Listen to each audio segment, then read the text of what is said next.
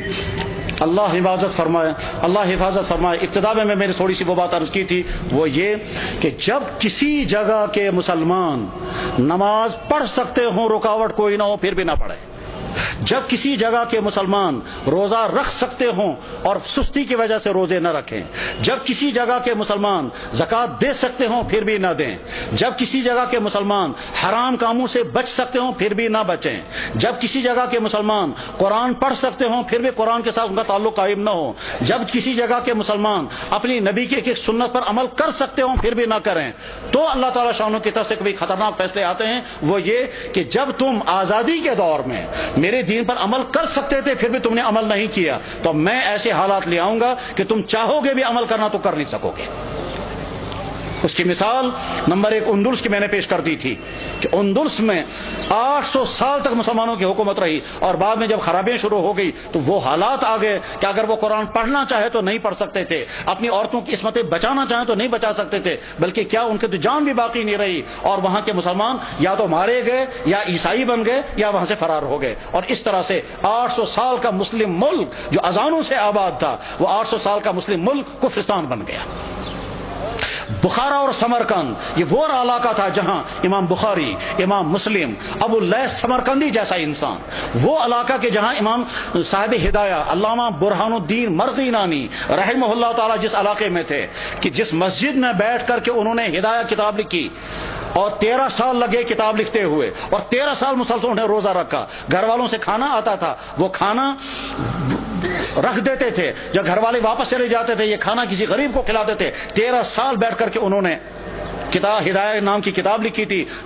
جو حدیث اور عقلی علوم کا مجموعہ ہے۔ علامہ انور شاہ صاحب کہا کرتے تھے، فرماتے تھے میں ہر کتاب کا جواب لکھ سکتا ہوں لیکن چند کتابوں کا جواب مجھ سے نہیں لکھا جا سکتا ہے، ان میں سے ایک کتاب ہدایہ بھی ہے۔ جس مسجد میں صاحب ہدایہ نے وہ کتاب لکھی تھی اس مسجد میں شراب کھانا چلتا ہے۔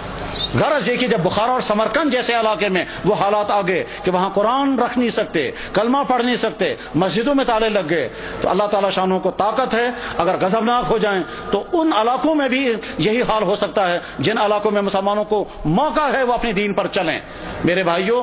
اس غلط فہمی میں مت رہیں کہ ہمارے لیے وہ حالات نہیں آ سکتے ہیں، ہماری پچھلی تاریخ میں ایسے حالات آ چکے ہیں۔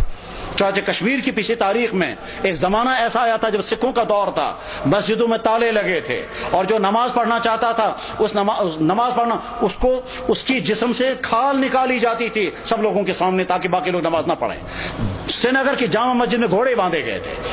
تمام مسجدیں مسمار کر دی گئی تھی، اس وقت لوگ نماز پڑھنا نہیں پڑھ سکتے تھے، یہ اذانیں بین ہو گئی تھی۔ جب کسی جگہ کے مسلمان اپنے دین کی ناقدری کرنے لگتے ہیں تو ایسے حالات آ سکتے ہیں، اور اس کی مثال اس بات کی مثال نہیں کہ مسلمانوں نے ناقدری کی، وہ تو ظلم ہے، لیکن مثال ہمارے سامنے ہے برما کے حالات، جہاں کی مسجدیں ختم، جہاں کے مدرسے ختم، جہاں کی داڑھیوں کے ایک بال کر کے نوچتے ہیں، جہاں علماء کو کھڑا کر کے اور